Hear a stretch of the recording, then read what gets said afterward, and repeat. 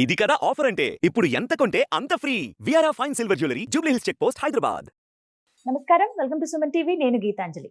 December 7వ తారీఖున సుబ్రహ్మణ్య షష్ఠి అండి. ఆ రోజున పూజా విధానం కావచ్చు, మనం ఆచరించవలసినటువంటివి, అలాగే నియమబద్ధంగా ఖచ్చితంగా మనం చేయవలసినవి ఏంటో తెలుసుకుందాం. అందులోనూ ఈసారి సుబ్రహ్మణ్య షష్ఠికి చాలా విశేషం ఉంది అని అంటూ ఉన్నారు గురువు గారు. అయితే తెలుసుకుందాం ఆ వివరాలు. అలాగే ఆ రోజున చాలా మందికి కొన్ని సందేహాలు ఉంటాయి. ఆహార నియమాల్లో కావచ్చు, గుడికి వెళ్ళి పూజ చేసుకోవాలా, మనం ఇంట్లోనే పూజ చేసుకోవాలా, కొంతమంది ఏమో ఆ రోజు అసలు ఇంట్లో ఏవి పూజ చేయొద్దు అంటూ ఉంటారు, గుడికే వెళ్ళమంటారు. ఇలా రకరకాల సందేహాలు ఉంటాయి. ఒక్కొక్క ప్రాంతంలో ఒక్కో విధంగా కూడా చేస్తూ ఉంటారు సుబ్రహ్మణ్య షష్ఠిని. కొన్ని ప్రాంతాల్లో మనం వింటాం సుబ్బారాయుడు షష్ఠి అని ఇలా చెప్తూ ఉంటారు. నాగ దేవత ఆరాధన చేయాలా, నాగరాజుకి ఆరాధన చేయాలా, సుబ్రహ్మణ్య స్వామికి చేయాలా, ఇలా చాలా సందేహాలు కదండి. ఇవన్నీ తెలుసుకుందాం. నివృత్తి చేసేందుకు ప్రస్తుతం మనతో పాటు ఉన్నారు ప్రముఖ జ్యోతిష్యులు బ్రహ్మశ్రీ నందిభట్ల శ్రీహరి శర్మ గురువు గారు. వారితో మాట్లాడదాం. గురుగారు నమస్కారం అండి. వాగర్థావివ సంపృక్తౌ వాగర్థ ప్రతిపత్తయే జగతః పితరౌ వందే పార్వతీ పరమేశ్వరౌ. సదాశివ సమారంభాం శంకరాచార్య మధ్యమాం అస్మదాచార్య పర్యంతం వందే గురు పరంపరాం. ఆదిత్యాయ చ సోమాయ మంగళాయ బుధాయ చ గురుశుక్రశనిభ్యశ్చ రాహవే కేతవే నమః. శృంగేరి జగద్గురు పీఠాధిపతులకి, కంచి పీఠాధిపతులకి నమస్కారములు తెలియజేసుకుంటూ కార్యక్రమాన్ని ప్రారంభిద్దాం. 7వ తారీఖు సుబ్రహ్మణ్య షష్ఠి గురువు గారు. అయితే ఆ రోజు మీరు మాటల్లో అన్నారు చాలా విశేషం ఉంది ఈసారి ఈ 2024వ సంవత్సరంలో అని చెప్పి. ఆ విశేషం ఏంటో చెప్పండి. అలాగే ప్రత్యేకత ఏంటి, అసలు ఎందుకు జరుపుకోవాలి సుబ్రహ్మణ్య షష్ఠి వివరించండి. సుబ్రహ్మణ్య షష్ఠి, సుబ్బారాయుడు షష్ఠి అని అంటుంటారమ్మా. మార్గశిర మాసము శుద్ధ షష్ఠి రోజున ఈ యొక్క కృత్తికుడు అంటే తారకాసుర సంహార నిమిత్తమై సుబ్రహ్మణ్య స్వామి వెలిసినటువంటి రోజు, అనగా జన్మించినటువంటి రోజు. అయితే ఇక 2024 సంవత్సరంలో వచ్చినటువంటి సుబ్బారాయుడు షష్ఠి, సుబ్రహ్మణ్య షష్ఠికి ప్రత్యేకత అడిగారు కదమ్మా. ఈ ప్రత్యేకత ఏంటనంటే, నవగ్రహాలలో కుజుడికి అధిష్టాన దేవత సుబ్రహ్మణ్య స్వామి. కుజుడు అంటేనే సాక్షాత్తు సుబ్రహ్మణ్య స్వామి అని అంటారు. అట్టి కుజుడికి సంబంధించినటువంటి నక్షత్రాలు 3: మృగశిర, చిత్త, ధనిష్ట. ఆ ధనిష్ట నక్షత్రం ఆ సుబ్రహ్మణ్య షష్ఠి రోజున రావడం చాలా విశేషం. కాబట్టి వీక్షించేటువంటి సుమన్ టీవీ ప్రేక్షకులు కూడా ఈ సుబ్రహ్మణ్య షష్ఠి రోజున రుణ సమస్యలతో బాధపడేటువంటి వాళ్ళు, ధన సమస్యలతో బాధపడేటువంటి వాళ్ళు, విద్యాపరంగా ఇబ్బందులు పడేటువంటి వాళ్ళు, ముఖ్యంగా కుజ దోషముతో బాధపడుతుంటారు కదా, అటువంటి వాళ్ళు, ముఖ్యంగా కుజుడు ఎవరి జాతకంలోనైతే బలహీనుడు అవుతాడో వాళ్ళు ఈగోయిస్టిక్ పర్సన్స్ గా ఉంటారు, హిపోక్రసీగా ఉంటుంది వాళ్ళది.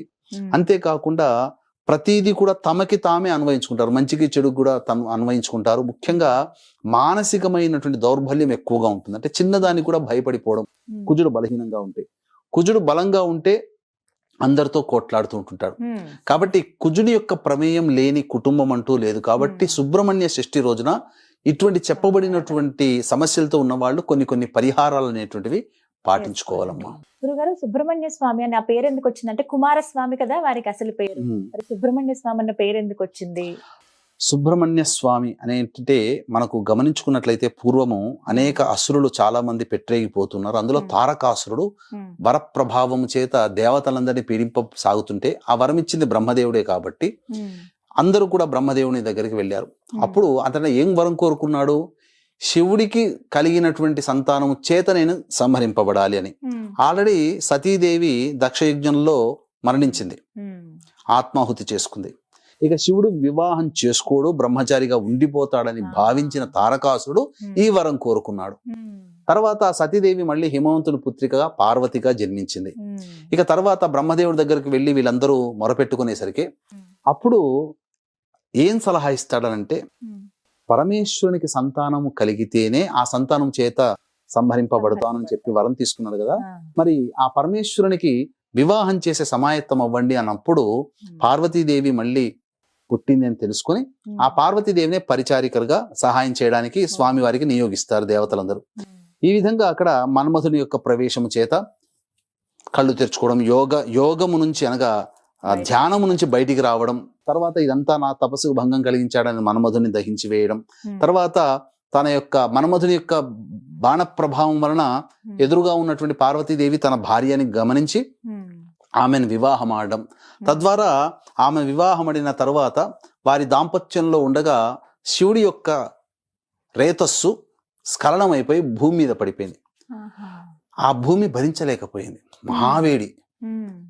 ఆ యొక్క రేతస్సును భరించలేక అగ్నికి అందించింది. అగ్ని కూడా భరించలేకపోయాడు, అగ్ని సమానుడైనా కానీ భరించలేక గంగా నదిలో వదిలివేయడం జరిగింది. ఆ గంగా నదిలో వదిలివేయిన తర్వాత అవన్నీ కూడాను 6 ముఖాలుగా ఏర్పడి ఒడ్డున రావడం, అక్కడ ఆ విధంగా సుబ్రహ్మణ్య స్వామి అవతరించడం జరిగింది. విష్ణువు కృత్తికలనేటువంటి యోగినులని నిర్వహించడం, ఆయనను పెంచడం కోసం నిర్వహించడం వల్ల కృత్తికలు పెంచారు కాబట్టి కృత్తికుడు అయ్యాడు. ఇక సుబ్రహ్మణ్య స్వామి అనేటువంటి ఒక నామం అనేటువంటిది జ్ఞానానికి సంబంధించినటువంటిది. ఎలా వచ్చింది అన్నప్పుడు, పూర్వము అనగా చిన్నతనంలో ఉన్నప్పుడు, ఆ పార్వతీ అమ్మవారి ఒడిలో ఉన్నప్పుడు శివుడు ప్రవేశం చేసి అమ్మవారికి అన్ని విషయాలు చెప్తూ ప్రణవ మంత్రార్థాన్ని కూడా చెప్పాడు. అయితే ఒకసారి కైలాసంలో సభ జరుగుతుండగా బ్రహ్మదేవుడిని కూడా పరీక్షించాలనే ఉద్దేశంతో ఆ బ్రహ్మదేవుని అనేక మంత్రార్థాలు చెప్పమన్నప్పుడు ఈ ప్రణవ మంత్రార్థం కూడా చెప్తున్నప్పుడు ఆ ప్రణవ మంత్రాన్ని సరిగ్గా చెప్పలేకపోయాడు బ్రహ్మదేవుడు. ఆ విధంగా బ్రహ్మదేవుని బంధించడం జరిగింది. కాగా అమితమైనటువంటి జ్ఞానాన్ని పొందినటువంటి వ్యక్తి, జ్ఞాన స్వరూపము కాబట్టి ఆయనకి సుబ్రహ్మణ్యుడు అనేటువంటి ఒక నామధేయం ఉన్నది. తర్వాత అనేక విధాలుగా ఆ సుబ్రహ్మణ్యుని సుబ్బారాయుడు అని, కృత్తికుడని ఇలా అనేక పేర్లతో పిలవడం జరుగుతుందమ్మా. ఇలా పేర్లన్నీ వల్ల వచ్చాయి. గురుగారు, మరి సుబ్రహ్మణ్య స్వామికి అంటే కుమారస్వామి రూపానికి చూస్తాం మనం, నెమలి వాహనంగా చూస్తాం, అలాగే కోడి కూడా చెప్తూ ఉంటారండి. ఎందుకు ఈ 2 స్వామి వారి గురించి చెప్పేటప్పుడు ప్రస్తావిస్తారు? తారకాసుర సంహారం కోసమే పుట్టిన వ్యక్తి కదమ్మా సుబ్రహ్మణ్య స్వామి. ఈ తారకాసుర సంహారము జరిగిన తర్వాత అతని అన్న శూరపద్ముడు, ఈ శూరపద్ముడితో కూడా తారకాసుని యొక్క అన్న శూరపద్ముడు, ఈ శూరపద్మునితో కూడా యుద్ధం చేయాల్సి వచ్చింది. యుద్ధం చేసినప్పుడు 6 రోజులు యుద్ధం చేస్తాడు. ఇక 6వ రోజున ఈ శూరపద్ముడు ఈ యొక్క ఒక పక్షి రూపాన్ని పొందుతాడు, మాయ ప్రభావం చేత చేసి యుద్ధం చేస్తాడు.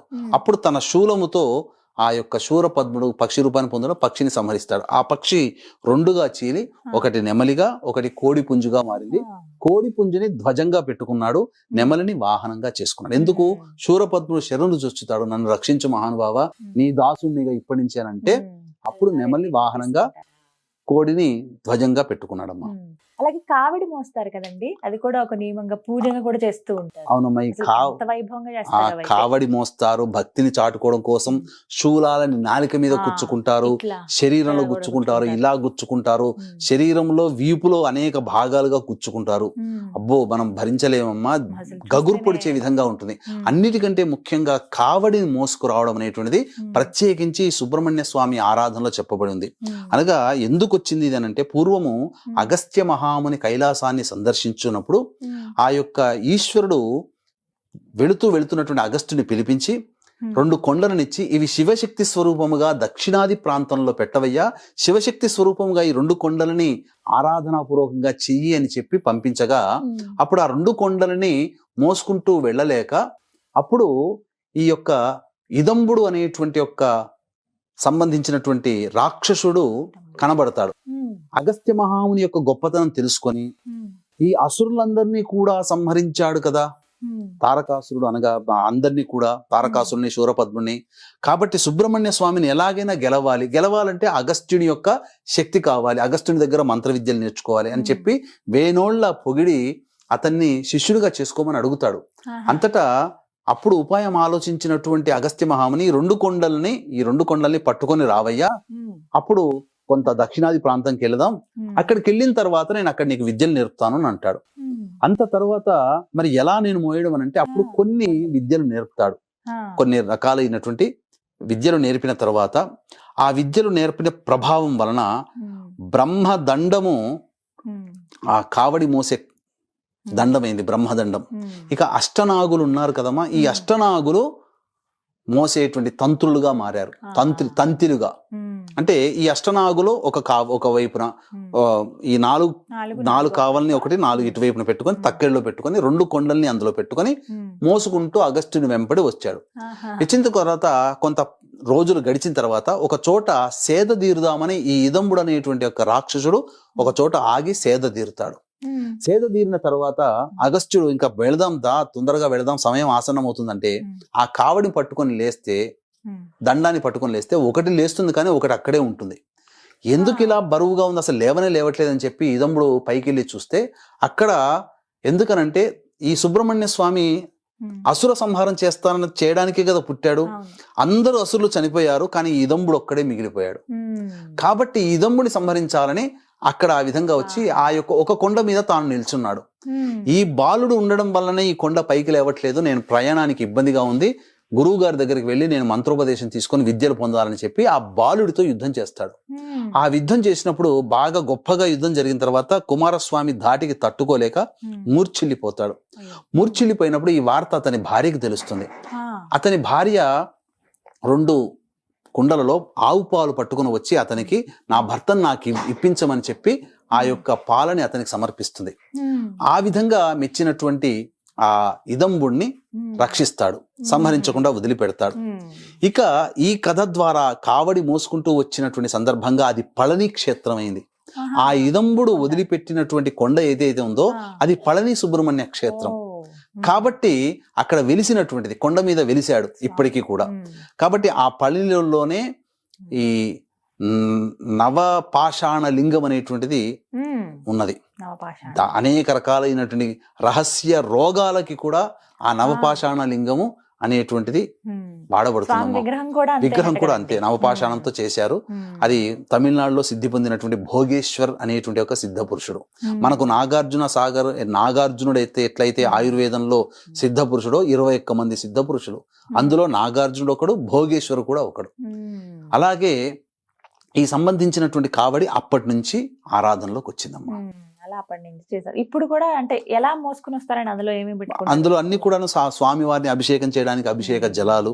ఇదే కావడి ఆచారం నార్త్ సైడ్ లో కూడా ఈ శ్రావణ మాసంలో మహాదేవ్ బాబా, భోలే బాబా అనే నామంతో ఆ యొక్క శివునికి అభిషేకం జలాలు, అంటే వాళ్ళ ఊర్లో ఉన్నటువంటి తటాకము సరస్సులో ఉన్న నీళ్లు, వాళ్ళు ఎక్కడైతే ఉంటారో అక్కడ అన్ని నీళ్లు పట్టుకుని వచ్చి ఆ నీటితో అభిషేకం చేస్తారు.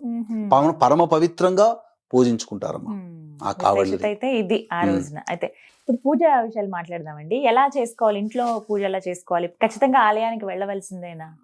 ఖచ్చితంగానంటే ఈ సుబ్రహ్మణ్య స్వామికి సంబంధించినటువంటి దోషంతో ఉన్నవాళ్ళు, కుజదోషంతో ఉన్నవాళ్ళు కావచ్చు, సర్పదోషంతో ఉన్నవాళ్ళు కావచ్చు, ముఖ్యంగా కాలసర్పదోషంతో జన్మించినటువంటి వాళ్ళు ఈ సుబ్రహ్మణ్య షష్ఠి రోజున కాలసర్పదోష నివారణ పూజలు గనక చేసుకుంటే అత్యంత శీఘ్రముగా ఆ దోషము తొలగిపోతుందని చెప్పొచ్చు. ఇక సాధారణంగా సమస్యలతో ఇబ్బంది పడేటువంటి వాళ్ళు, ముఖ్యంగా కొంతమందికి ఈ యొక్క స్కిన్ ఎలర్జీ ఉంటుంది. ఈ స్కిన్ ఎలర్జీ, అలాగే ప్రధానంగా ఈ స్కిన్ ఎలర్జీ దోషంతో ఉన్నవాళ్ళు, కుజ దోషంతో ఉన్నటువంటి వాళ్ళు, సంతానం కలగగా ఇబ్బంది పడుతున్నటువంటి వాళ్ళు ఈ సుబ్రహ్మణ్య స్వామి దేవాలయంలో కానీ లేదా జంటనాగు పాముల విగ్రహాన్ని కానీ ఆవు పాలు, ఆవు నెయ్యి, తేనె ఈ 3తో అభిషేకం జరిపించి చలివిడి, కొన్ని ప్రాంతాల్లో చిమిలి అంటారు, నైవేద్యంగా పెట్టాలి. ఈ విధంగా ఆ రోజున చెయ్యాలి. ఉపవాస నియమాన్ని పాటించాలి ఆ రోజున ఖచ్చితంగా. తరువాత కొన్ని క్షేత్రాల్లో, కొన్ని ప్రాంతాలలో ఈ సుబ్రహ్మణ్య స్వామి ఆరాధన అనేటువంటిది చేస్తారు.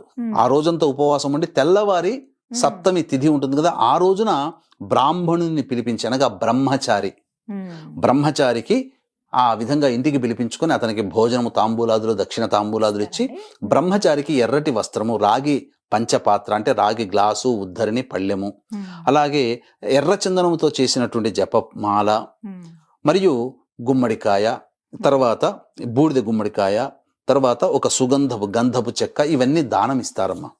కందులు కూడా దానం ఇస్తారు. కుజదోషంతో ఉన్నటువంటి వాళ్ళు ఆ బ్రాహ్మణుడికి, ఎర్రటి వర్ణము ఎరుపు రంగు ఉన్నటువంటి బ్రహ్మచారికి ఇవి దానం ఇస్తారు. తద్వారా కుజుని యొక్క అనుగ్రహం కలుగుతుంది. ఇక రుణ సమస్యలతో బాధపడేటువంటి వాళ్ళు రుణ విమోచక అంగారక స్తోత్రాన్ని వీలైనన్ని సార్లు ఆ రోజంతా పఠిస్తే చాలా మంచిది. ఎందుకనంటే ధనిష్ట నక్షత్రం వచ్చింది ఆ రోజున, కుజుని యొక్క నక్షత్రం ఆ రోజున. కాబట్టి ఈ యొక్క రుణ విమోచక అంగారక స్తోత్రాన్ని 108 సార్లు గనక పారాయణం చేస్తే రావలసిన రాణి బాకీలు అన్నీ వస్తాయి. తర్వాత ఏదైనా వెహికల్ లోన్ కోసం కానీ, హౌస్ లోన్ కోసం ప్రయత్నం చేస్తే ఇబ్బందులు పడుతుంటారు కదా, అవన్నీ కూడా క్లియర్ అవుతాయమ్మా. చక్కగా చేయవచ్చు. ఆహార నియమాలు ఏమైనా ఉంటాయండి ఈ రోజు? ఆ రోజున మాంసాహారం భుజించకుండా ఉపవాసం ఉండి, మద్యపానము, మాంసాహారము, దాంపత్యం లేకుండా ఉండి ఆ రోజున రాత్రి చంద్రుని దర్శనం చేసుకొని భుజించవచ్చమ్మా, తప్పలేదు. ఒకవేళ ఉపవాసం ఉండదలుచుకుంటే ఉండవచ్చు, తర్వాత రోజు స్వీకరించవచ్చు. ఈ విధంగా పూర్తిగా సుబ్రహ్మణ్య షష్ఠి చేయొచ్చు. కానీ ధనిష్ట నక్షత్రంతో కూడుకుని రావడం అనేది చాలా విశేషం.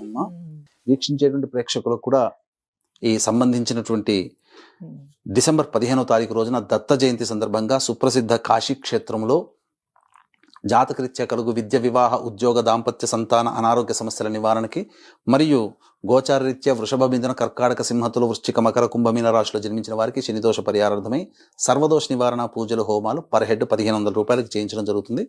అవకాశం ఉన్న వాళ్ళు కార్యక్రమం తదనంతరం కాంటాక్ట్ చేసి మీ గోత్రనామాలు నమోదు చేసుకోవచ్చు. చక్కగా వివరించారు గురుగారు. నమస్కారం అండి. సర్వం శ్రీ ఉమామహేశ్వర పరబ్రహ్మార్పణమస్తు.